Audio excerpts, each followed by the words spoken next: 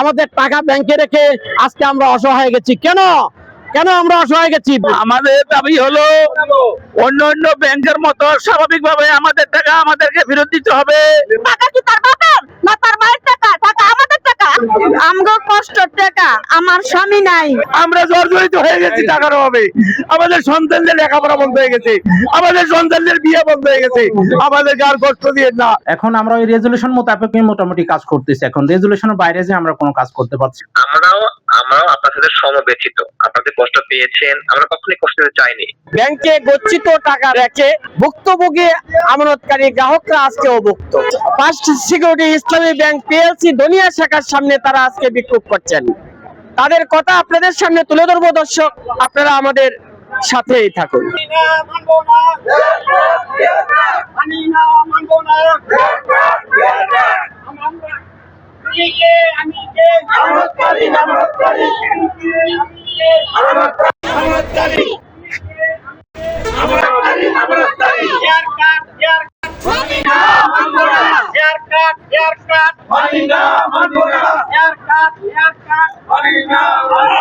আমরা ভুক্তভোগী 5 ভুক্তভোগী ব্যাংকের গ্রাহক। আমরা বিগত দিনে বিভিন্ন ধরনের আন্দোলন করেছি। আমরা ব্যাংকে টাকা রেখেছি নিরাপত্তার জন্য। আমরা ঘরে রেখে যদি টাকারাই নিয়ে যায় চোরে, ব্যাংকে টাকা নিয়ে যায় শিক্ষিত কলমের চোরেরা। 1.5 থেকে 2 বছর ব্যাংকে টাকা আসছি, এই ফার্স্ট ব্যাংকে কয়েকবার আসছি, উনারা আমাদেরকে টাকা দিচ্ছে না। উনাদেরকে আমার বিভিন্ন ধরনের কথা বলে আমাদের তালবাহানা করতেছে। ব্যাংকে যাতে আমাদের লেনদেন স্বাভাবিক করে দেয়, সেই জন্য আমরা এখানে মানব বন্ধন কর্মসূচি পালন করেছি। এখানে আমরা ভুক্তভোগী গ্রাহক আছি, যারা ভুক্তভোগী গ্রাহক আছি সবাই একত্র হয়ে আমরা কিছুক্ষণের ভিতরে ম্যানেজারের সামনে যাব। ম্যানেজার আমাদের কি বলে সেটা আমরা দেখব। আমরা ভুক্তভোগী গ্রাহকরা দীর্ঘদিন ধরে কষ্ট করতেছি। আমার ছেলে মেয়েকে আমি লেখাপড়া করতে পারি না টাকার জন্য। টাকার জন্য আমরা অসহায় হয়ে গেছি। টাকার জন্য আমরা অন্য বস্ত্র বাস্ত্র হয়ে গেছি। টাকার জন্য আমরা চিকিৎসা করতে পারি না। আমি আজকে ডায়াবেটিস, 25 বছর আমার ডায়াবেটিস আক্রান্তের জন্য এই ব্যাংকে আমি টাকা রেখেছি। টাকার জন্য আমার 3টা ভাইকে আমি হারিয়ে ফেলছি, টিকিট করতে পারি না। টাকার জন্য অসহায় হয়ে গেছি।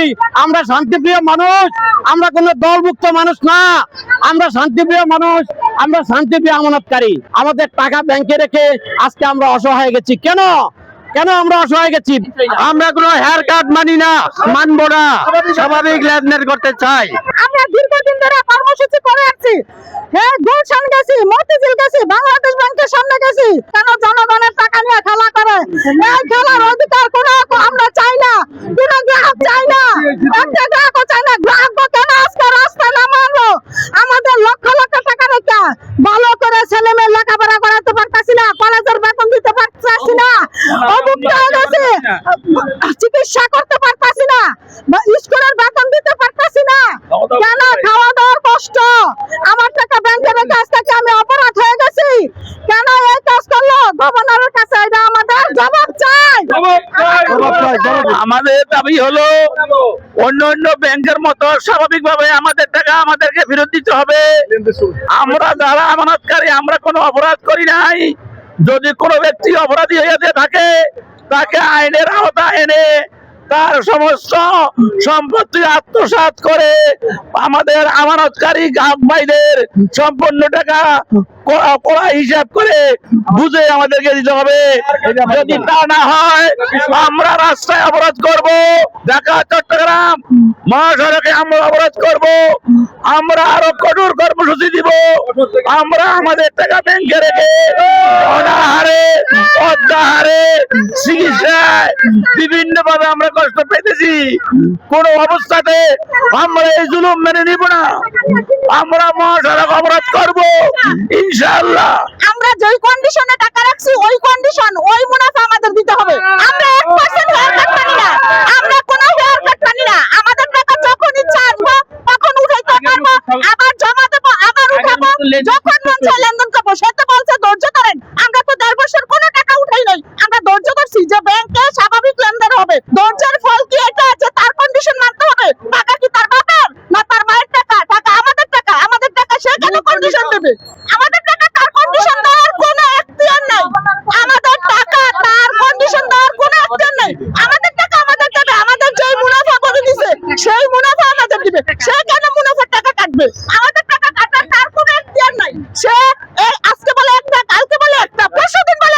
যাতে করে আমাদের টাকা আগের মতন পাই। এবং আমাদের হেয়ার কাট করার নামে একটা শব্দ ব্যবহার করতেছে, আমরা কোনো হেয়ার কাট চাই না। আমরা যে আমাদের যে কন্ডিশনে আমাদের টাকা নেওয়া হয়েছিল, যেভাবে স্বাভাবিক নিয়মে, আমরা স্বাভাবিক নিয়মে টাকা চাই। আমাদের এখানে অনেক লোক আছে বয়সে বৃদ্ধ এবং তাদের চিকিৎসা চলে না, ছেলে মেয়ে বিয়ে দিতে পারতেছে না, ছেলে মেয়েদের লেখাপড়া খরচ চালাতে পারতেছে না, তারা টাকা আসলে পরে ব্যাংকের থেকে ফিরাই দেওয়া হয় যে টাকা দেওয়া হবে না। কি জন্য টাকা দেওয়া হবে না? আমাদের নিজস্ব টাকা আমরা চাচ্ছি আমাদের সঠিকভাবে আমাদের টাকা বুঝাইয়ে দেওয়া হয়, ভবিষ্যতে যাতে আমাদের কোনো টাকার উপরে কোনো কাটিং না হয়, এই জিনিসটা আমরা সব আমানতকারীরা চাই। মাননীয় গভর্নমেন্ট, আপনার কাছে একটা কথাই বলতে চাচ্ছি, no haircut policy. Haircut policy চলবে না। It should be banned immediately. Should be banned. Otherwise, we will not hesitate to commit suicide in front of the Bangladesh bank premises. Please stop this haircut policy. Otherwise, we will determine to commit suicide. 30 million people are determined to commit suicide in front of the Bangladesh bank premises.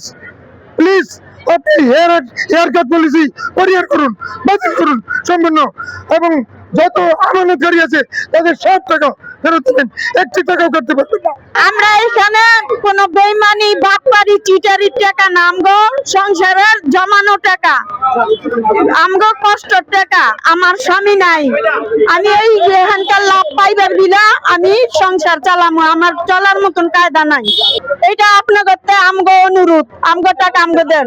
আমি আপনার মাধ্যমে, জয় টিভির মাধ্যমে বাংলাদেশ ব্যাংকের governor এবং অর্থ উপদেষ্টাকে সবিনয় অনুরোধ করব, এই আমানতকারীদের কষ্ট আপনি দেখেন, চোখের পানি আপনি দেখেন। আমার সাথে যারা আছে, আমি প্রায় তার সাথে কথা বলি, অনেকেই মেইন রোডে আত্মহত্যা দেওয়ার জন্য প্রস্তুতি নিচ্ছে। আপনি কি চান কোন মা তার সন্তানকে বিয়ে দিতে পারছে না টাকার অভাবে, উনি আত্মহত্যা দেব? আশা করি অর্থ উপদেষ্টা আপনি চান না। আপনি এটা কোন আইন করছেন?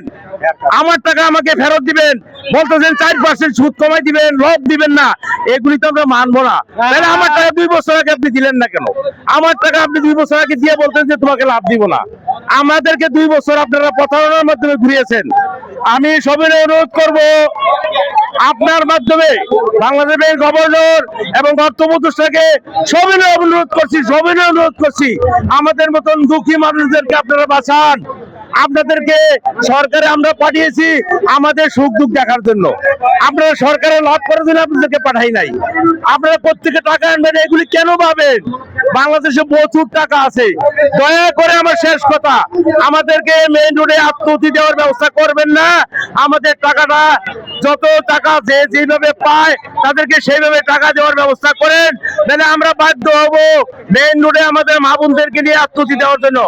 আমি আমার অসহায়, আমার বাপের 1 বিঘা জায়গা ছিল, আমি এটা বিক্রি করতে বাধ্য হয়েছি। এই জবাব কে দিবে? এই জবাব কি আপনি দিবেন?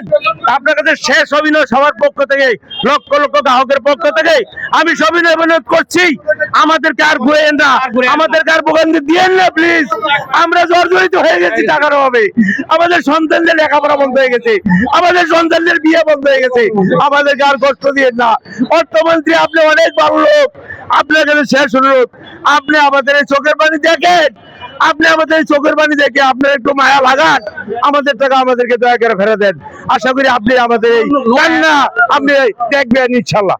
আমরা বর্তমানে বাংলাদেশ ব্যাংক যে রেজুলেশন দিয়েছেন আমাদেরকে, সেই রেজুলেশন এবং আমাদের প্রশাসক স্যার যারা আছেন, প্রশাসক স্যারদের নির্দেশনা মোতাবেক আমরা রেজুলেশন মোতাবেক যতটুকু টাকা সবাইরে আমরা টাকা দিতে পারছি। হ্যাঁ, এখন হেয়ার কাট বিষয়ে আমাদের যে নির্দেশনা আসছে 2024 এবং 25 সালে 4% রেটে আমাদের মুনাফা দেওয়ার জন্য আমাদের নির্দেশনা দিয়ে আছে। তো কেউ টাকা উঠাতে চাইলে আমরা 4% রেট ধরে আমরা তাকে ক্যালকুলেশন করে টাকা দিয়ে দিই।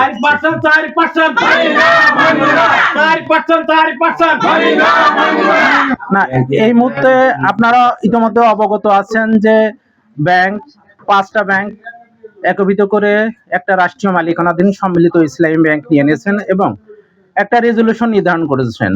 এখন আমরা ওই রেজুলেশন মোতাবেকই মোটামুটি কাজ করতেছি। এখন রেজুলেশনের বাইরে যে আমরা কোনো কাজ করতে পারছি না, এবং আমাদের প্রশাসক মহোদয়রা যে নির্দেশনা দিয়ে দিচ্ছেন ওই নির্দেশনার বাইরে আমরা কাজ করতে পারছি না। হেয়ার কাট ওনারা বলছেন, আমরা হেয়ার কাট বলে কোনো শব্দ পাইনি। আমাদের কাছে যে গাইডলাইন দিয়েছেন উনি দিয়েছেন, ওখানে বলা আছে যে 4% রেটে মুনাফাটা ধার্য হবে 24 এবং 25 অর্থ বছরে, এবং বর্তমানে যে 26 সালে সেটা বাজার ভিত্তিক যে রেটটা সেট করা, এই রেটে ওনারা মুনাফা পাবে। আচ্ছা, ওনারা তো বলছিল যে টাকাই উঠাইতে পারছেন না, এটা কতটুকু সত্য? না না, টাকা আমরা এখন সবাই ম্যাচুর, যার মেয়াদ শেষ হয়ে গেছে তারে আমি রেজুলেশন মোতাবেক সর্বোচ্চ 2 লাখ টাকা পর্যন্ত টাকা দিচ্ছে। যেমন আমি এক টাকাও পাই না। আমার কাছে দেখবেন তো 70,000 নিতে 2 লাখের থেকে না না, আমি তো আপনাদের বলছি যে যার টাকা আমাকে হয়তোবা ওনার 4% রেটে কনভার্ট করতে যায়, ওনার টাকাটা ওনার কম আছে, কারণ উনি অলরেডি টাকা উঠাই নিয়ে ফেলছে 4% অতিরিক্ত টাকা, এই জন্য ওনার টাকাটা আমি পুরো টাকা দিতে পারতেছি না। তবে যার টাকা উঠাইনি তার টাকা আমি 2 লাখ টাকা পর্যন্ত সর্বোচ্চ আমি দিয়ে দিচ্ছি। এমন কেউ পারবে, এমন কেউ এখানে যারা আছে কেউ বলতে পারবে না যে আমার রেজুলেশনের বাইরে এই রেজুলেশন মোতাবেক আমি টাকা দিচ্ছি না, সবাইকে টাকা দিচ্ছি। এই যে গ্রাহকরা, তারা ভুক্তভোগী গ্রাহক, তারা এখন বলছেন আমরা অভুক্ত, টাকা বঞ্চিত লেখে ব্যাংকে, তারা এখন ভুক্তভোগী আমানতকারী হয়েছেন এবং অভুক্ত রয়েছেন। তাদের ছেলে মেয়েকে বিয়ে দিতে পারছেন না, স্কুলে পাঠাতে পারছেন না, চিকিৎসা খরচ যোগাতে পারছেন না। অনেকেই চিকিৎসার অভাবে টাকা থাকা সত্ত্বেও তারা মৃত্যু কুলে ঢুকে দলে পড়েছেন। এই যে তাদের এই সমস্যাটাকে আপনি কিভাবে দেখছেন? না, যারা অসুস্থ অলরেডি আমি কিন্তু অনেকেই টাকা দেওয়ার জন্য আমার প্রধান কার্যালয় বরাবর আবেদন করছি, এবং ডিরেক্টর বলছি যারা অসুস্থ আছেন বা এই ধরনের সমস্যা পড়তেছেন আমার কাছে প্রেয়ার দেন, আমি যথাযথ কর্তৃপক্ষের মাধ্যমে যতটুকু সম্ভব অ্যাজ পার এসে ব্যাংকিং পলিসি এবং রেজুলেশন অনুসারে আমি অবশ্যই টাকা দেওয়ার ব্যবস্থা করবো ইনশাল্লাহ। সমস্যা সমাধানের জন্য 5টি ব্যাংক নিয়ে একটি সরকারি ব্যাংক করা হয়েছে, এবং সরকারি ব্যাংক যেহেতু করা হয়েছে আমরা মনে করি এটা পর্যায়ক্রমে আস্থা চলে আসবে গ্রাহকদের। গতকালকে আমি আসছিলাম, এই ম্যাডামের সাথে দেখা করছি, কাগজ দিয়েছি। এখন ওই ম্যাডাম বলছে যে আমি কিন্তু এফবিআর যে বেনিফিটটা ওইটা দেন, কয় না এটা দেওয়া যাবে না, ইলেকশনের পর ছাড়া দেওয়া যাবে না। আর আমার ওয়াইফের এফবিআর ম্যাচ শেষ হয়ে গেছে, এটার জন্য আসছিলাম, কয় এখানে কিছু বলা যাবে না, এখন কিছু বলা যাবে না, আর এফবিআর ভাঙাও যাবে না, কিন্তু এটা ক্লোজ হয়ে গেছে।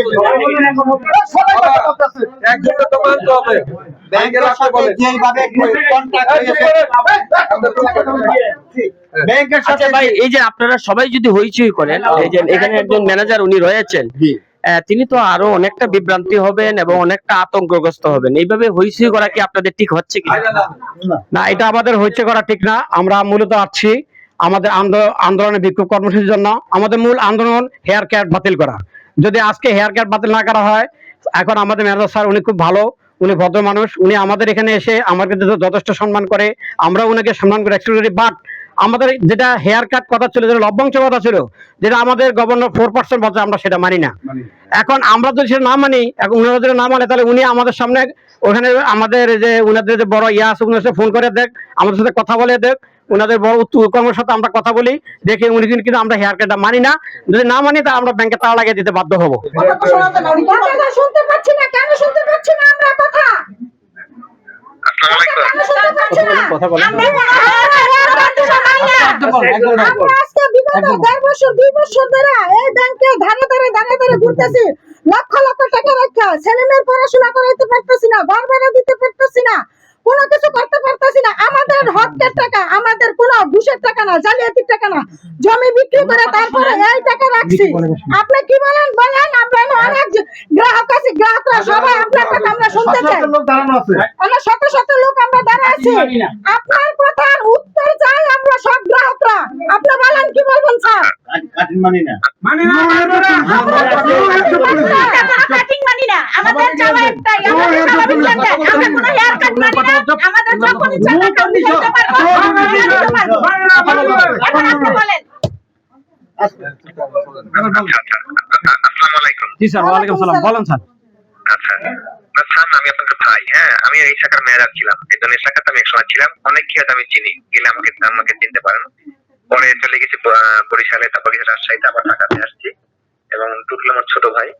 এই শাখার সব কাস্টমারই আমার খুবই সম্মানিত, এবং সবাই একদম বোনেরা মায়েদের মতো। ঠিক আছে, এখন আপনাদের কষ্ট হচ্ছে, ঠিক আছে, আমরা বুঝছি, এটা না বোঝার কোনো কারণ নাই। আমরাও আপনার সাথে সমবেচিত, আপনাদের কষ্ট পেয়েছেন, আমরা কখনোই কষ্ট দিতে চাইনি। একটা কাস্টমার আর ব্যাংকার হচ্ছে পার্টনার, এই ব্যাংকটা আমার না, ব্যাংকটা আপনাদের। আমি চাকরি আজকে করি, কালকে আমার রিটায়ারমেন্টে চলে যাব, থাকবো না। আপনারা সারা জীবন থাকবেন। এই ধনী শাখাটাকে আপনারাই জাগিয়েছেন, আপনারাই ডিপোজিট দিয়েছেন, আপনারা জমি বিক্রি টাকা দিয়েছেন, ফ্ল্যাট বিক্রি টাকা দিয়েছেন, আপনারা নানান ভাবে আমাদেরকে এভাবে করেছেন, সাহায্য করেছেন, যার ফলে আমরা আজকে আমরা হচ্ছে আমার কর্মচারী, আপনাদের টাকায় আমরা চলি, আপনারা হচ্ছেন আমাদের সম্মানিত গ্রাহক।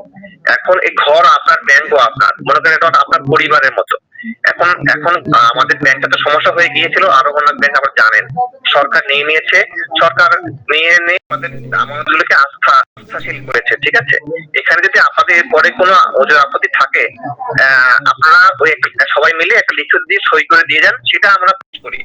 আমার সাথে ব্যাংকে যে কন্টাক্ট হয়েছে সেই কন্টাক্ট অনুপাতে ব্যাংক আমাকে লেনদেন করবে। No haircut, no condition, no haircut, no condition. গ্রাহকরা আমাদের কাছে বিভিন্নভাবে কথাবার্তা বলছে না। আমি এই মুহূর্তে আমার গ্রাহককে ধন্যবাদ জানাতে, আমি ফিজিক্যালি কোনো ধরনের হেনস্থার শিকার হয় না। আমরা গ্রাহকরা খুব ভদ্র। হ্যাঁ, আমি যেভাবে বলতেছি সে আমার কথা শুনতেছেন, কিন্তু ওরা দীর্ঘদিন ধরে টাকা পায় না, তো একটু কষ্ট পাচ্ছে ওনারা আর কি। নেমে দু একজন গ্রাহক তো আসলে উত্তেজিত হয়ে দু একটা কথা বলে, কিন্তু আমি আসলে ওই কথাগুলো খুব বেশি মনে করতেছি না, কারণ গ্রাহক তো নিজের টাকা পাচ্ছে না দীর্ঘদিন যাবত, সে একটু উত্তেজিত হতেই পারে না, একটু ডেফিনেটলি তো একটু আতঙ্কগ্রস্ত তো হয়ে এতগুলো মানুষ একসাথে আমার ব্রাঞ্চে আসছেন। যদিও আমার সম্মানিত গ্রাহক সবসময় আসেন, কিন্তু একসাথে আসে আসলে তো একটু আমার তো ভীতি কাজ করা স্বাভাবিকই। গ্রাহকদের আমি বলবো যে গ্রাহকরা একটু ধৈর্য ধরুক এবং গ্রাহকদের যে দাবি দাবাগুলো আছে লিখিত আকারে, স্মারকলিপি আকারে আমাদের দিক।